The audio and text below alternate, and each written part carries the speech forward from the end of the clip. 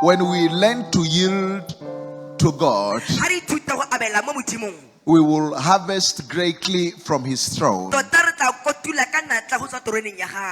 reason why mankind, they are forever praying, but they never receive rightfully, is because human beings, they are good in presenting speech, but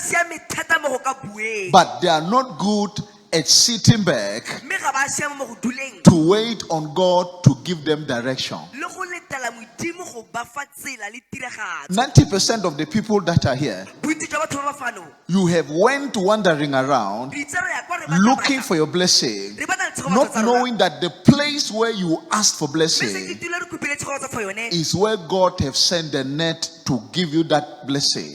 But your problem as a Christian is that after you have prayed, you do not wait on God for direction. You start hunting.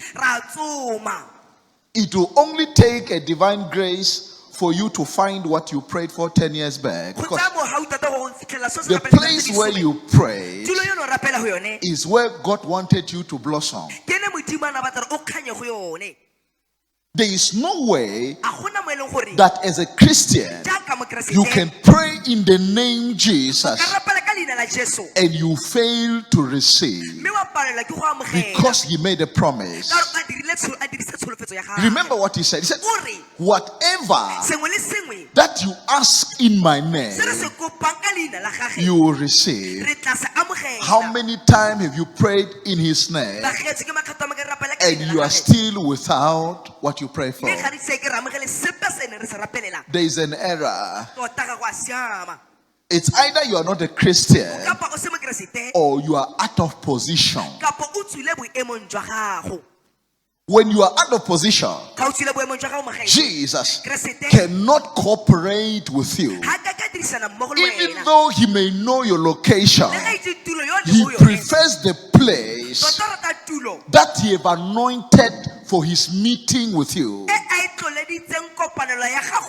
Go and ask Adam. God knew where he was hiding, but He still asked a question. Adam, where art thou? This is a mystery for many Christians. Why did God have to ask a question? Adam, where art thou? When He's the all-knowing God. God was trying to present an error in the eyes of Adam, that when you are out of position, when you are in the location of your choice, I cannot remedy your situation.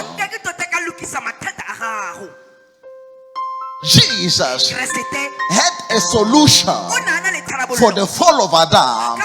Had Adam remained in a place where God left him, God did not mind his nakedness. He had a solution, a remedy. But Adam ran out of God's position. This is the greatest rebellion. God does not mind mistake. I quote my senior. He does not mind what? Mistake. But what God hates the most is Christians who run out of position, who run away from God when they have fallen. He knows you are a child, and a child is bound to make mistakes. But what God abhors, what He hates totally, is when you have done wrong and you run to other sources for assistance. The trust of Adam ceased from being on God. He stopped on depending on God for provision and solution, and he ran to nature. This is what we've been facing throughout generation until now. That's why Africans, they love Muti so much, because they're still carrying the sin of their father Adam. They can't see the grace of Jesus. That's why some will become born again. They will pray. When solution does not come, they run to Sangoma and say, you need to mix for me. And when you ask them, they say, help is not the problem. Anything that is not from above, inspired by God's instruction, is an enemy of your relationship with God. Depending on any source except that of God, however relevant it may look, if God have not suggested, you are a rebel. Even depending on friends more than you should depend on God. Even depending on your parents more than you should depend on God is a sin. Depending on your money connection, they can only go a certain mile, but God's direction goes a long way. Tell your neighbor, God's direction goes a long way. When you begin in God and you end in God, He will remedy your situation. Glory to Jesus. What is our problem as humanity? What we carry in a secret place. That's the title of my message. What I carry in a secret place. Let's open our Bibles in the book of Matthew 26 verse 31. It reads as follows.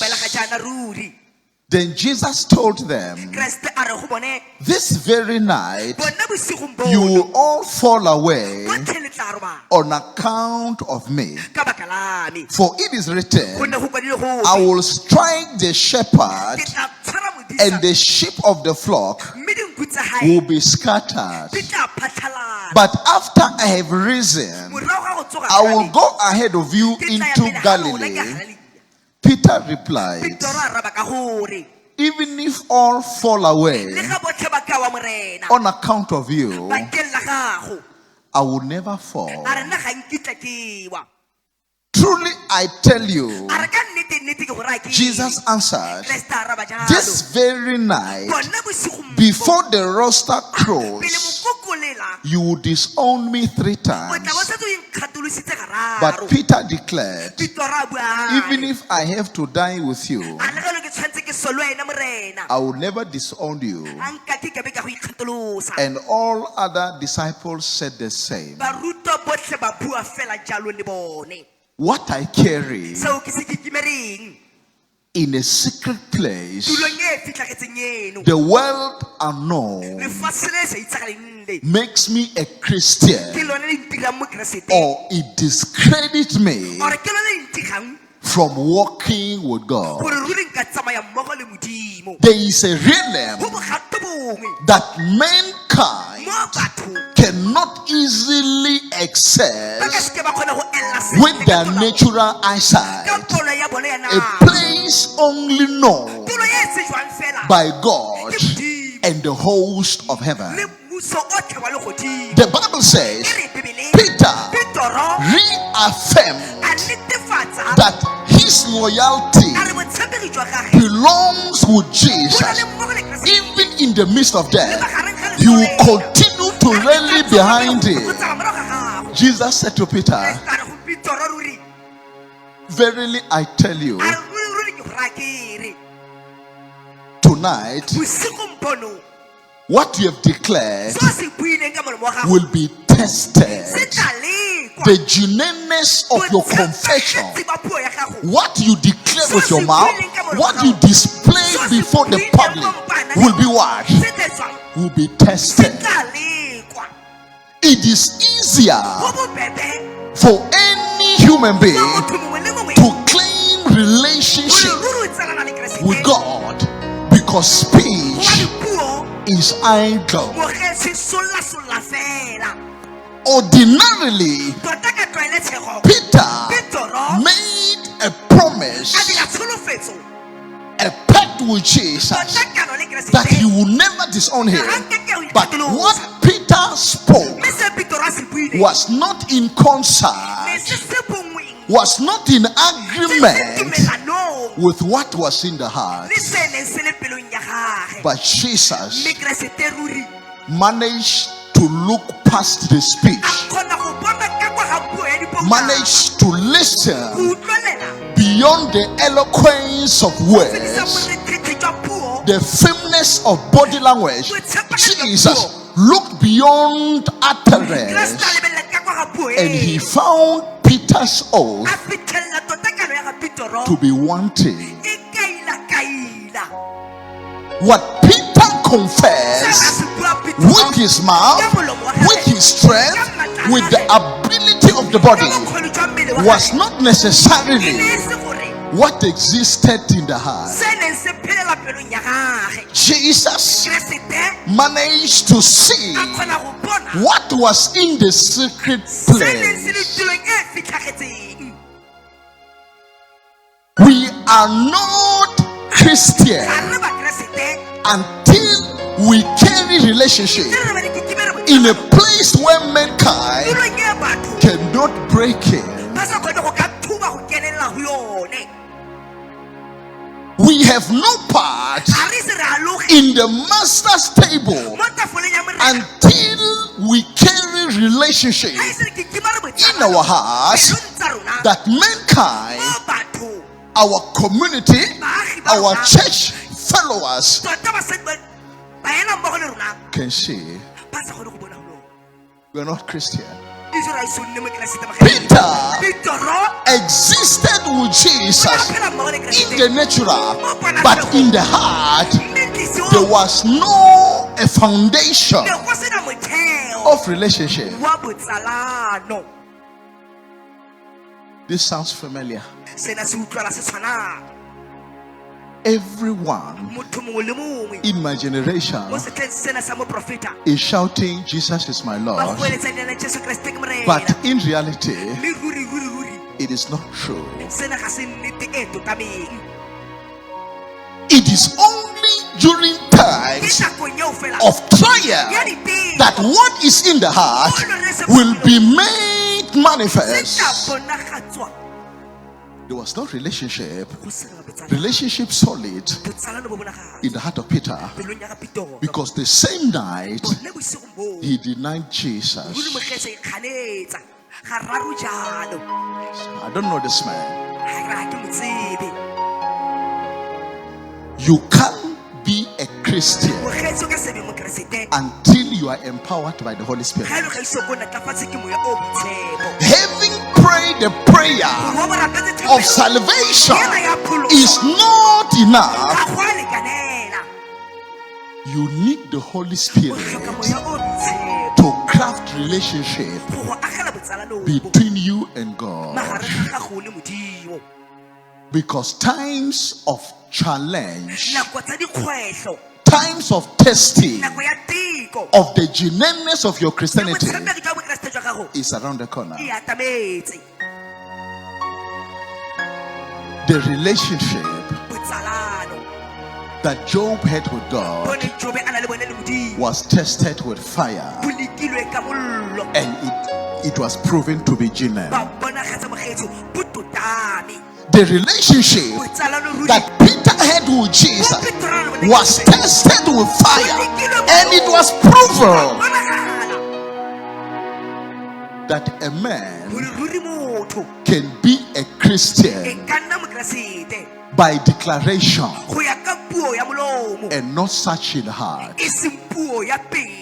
Tell your neighbor, it is proven that a man can be a Christian by speech, by action, by clothes, but not such in heart.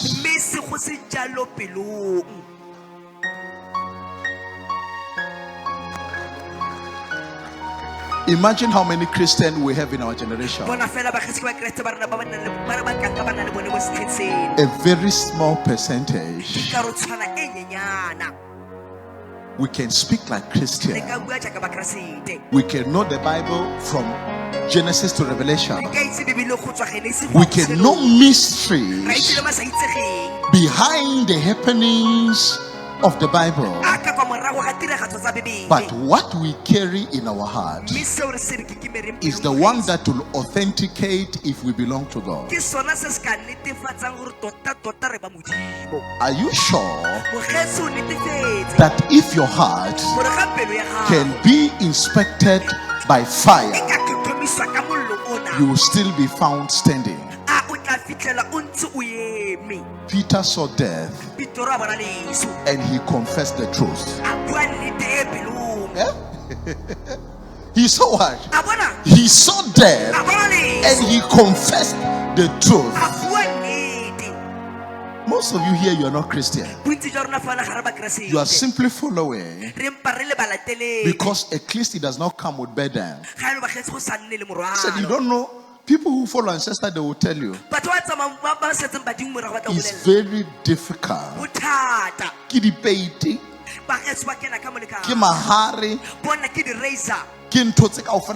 all these things that scary things. So they decided, let me just run to Christianity. At least I'll run away from Spain. No genuineness. You are a Christian by how you look. You are a Christian because you read the Bible. But what you carry in your heart confess a different issue.